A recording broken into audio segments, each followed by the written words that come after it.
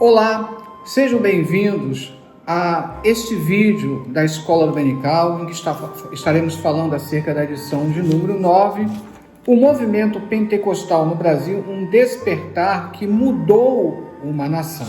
Nessa lição, nós estaremos estudando especificamente acerca do chamado proto-pentecostalismo, que são aquelas primeiras manifestações pentecostais no Brasil antes da fundação da Assembleia de Deus e antes que nós tivéssemos a atuação de Daniel Berg e Gunnar Wingre. Então aqui nós temos a experiência pentecostal de Fritz Matulath. Ao acontecer em meados do século XIX, ocorreu um forte movimento populacional oriundo da Europa em direção ao Brasil. É aquele momento em que o Império Brasileiro estava incentivando a vinda de imigrantes para substituir a mão de obra escrava.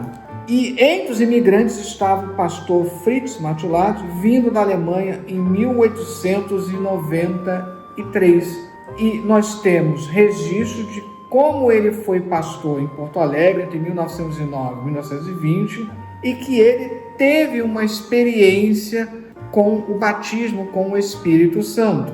Depois nós temos a experiência pentecostal de Paulo Malaquias. Ainda entre os principais proto-pentecostais no Brasil, podemos citar o pastor Paulo Malaquias, que se converteu ao evangelho com apenas 18 anos.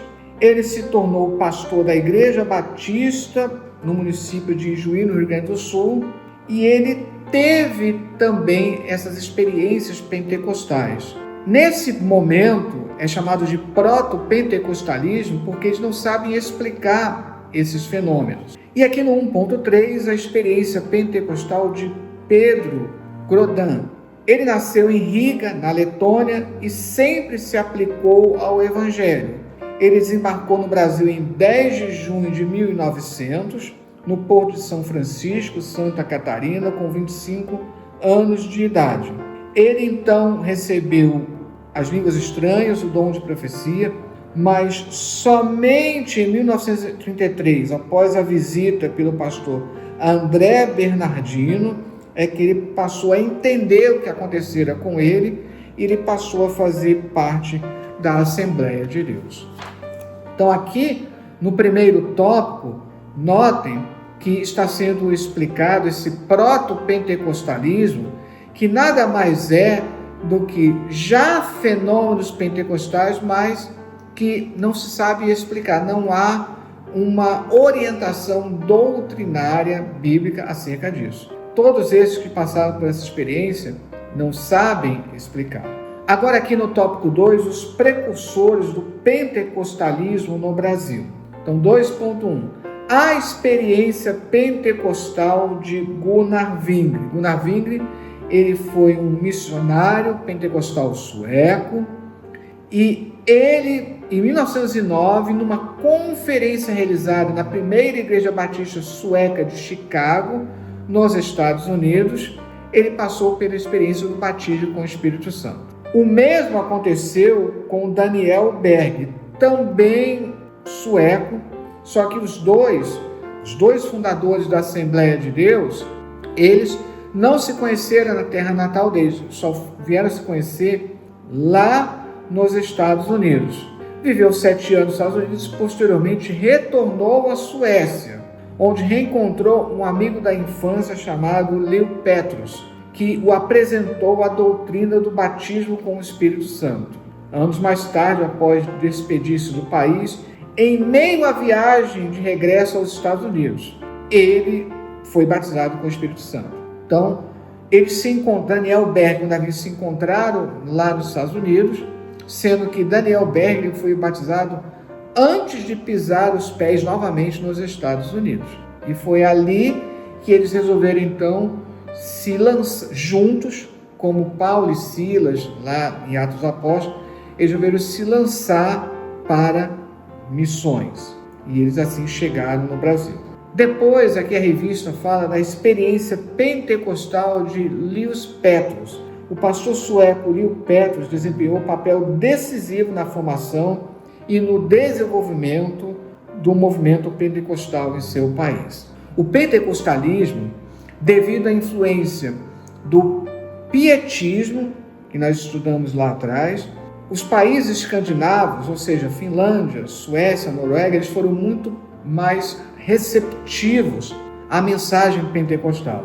Isso por uma influência grande do pietismo e, por sua vez, devido à forte presença do luteranismo nesses países. O empenho do pastor Lewis Petrus foi determinante para impulsionar o desenvolvimento da liderança na Assembleia de Deus no Brasil, uma vez que ele influenciou diretamente o pastor Daniel Berg com a doutrina pentecostal. E assim nós tivemos muitos outros missionários escandinavos que estiveram auxiliando aqui no Brasil, como é o caso de Eurico Bergsten, finlandês. Eu cheguei a ter o privilégio, em 92, de ainda estudar a última revista escrita por Eurico Bergsten. Missionários escandinavos que foram importantíssimos para a solidificação da doutrina pentecostal aqui no Brasil. E aí chegamos no tópico 3, o avivamento pentecostal no Brasil.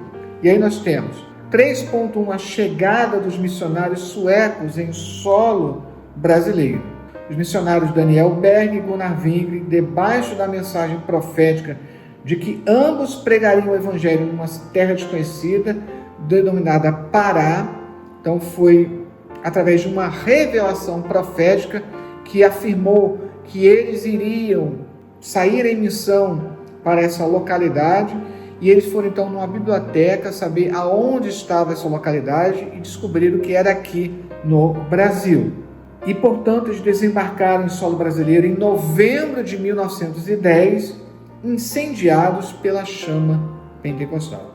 Graças ao grande avivamento que estava acontecendo nos Estados Unidos, avivamento provocado a partir da Rua Azusa, lá na Califórnia, em Los Angeles, é que eles foram impactados por isso e conseguiram vir para o Brasil. 3.2. As primeiras chamas do avivamento. Os missionários suecos Daniel Berg e Gunnar Wingren foram acolhidos no porão da primeira igreja batista e lá pregaram sobre a doutrina pentecostal. Isso fez com que a irmã Celina Albuquerque e Maria Nazaré não somente crescem, mas também permanecessem em oração até que Deus as batizasse com o Espírito Santo, como aconteceu em Atos 2:39. A primeira que foi batizada, Celina Albuquerque. Nós temos aqueles relatos que nós vimos no tópico 1, mas eles não sabiam explicar o que estava acontecendo. Aqui, Celina Albuquerque crê de fato que ali são as línguas estranhas como evidência do batismo com o Espírito Santo para revestimento de poder.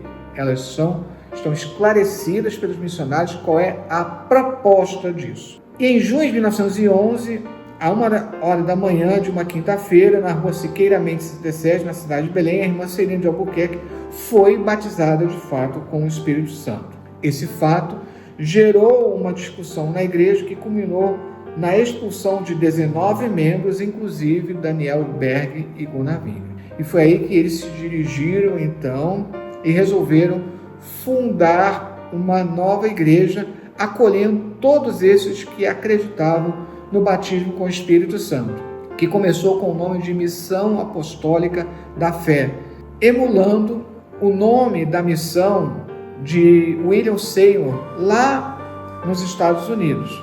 Em 1914, todos aqueles que não estavam também aceitos, estavam sendo expulsos das igrejas tradicionais por crerem no batismo com o Espírito Santo, eles se reuniram e em 1914, numa convenção, eles decidiram fundar a Assembly of God, Assembleia de Deus.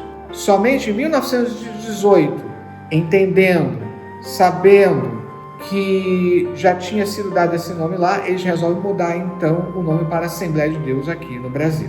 3.3. Nasce a Assembleia de Deus no Brasil.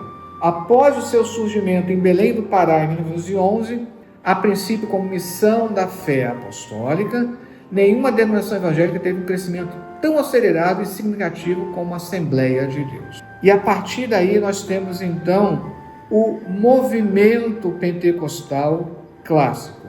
E aí na lição 10 nós vamos entender a diferença do pentecostalismo clássico para o neopentecostalismo. Que Deus abençoe.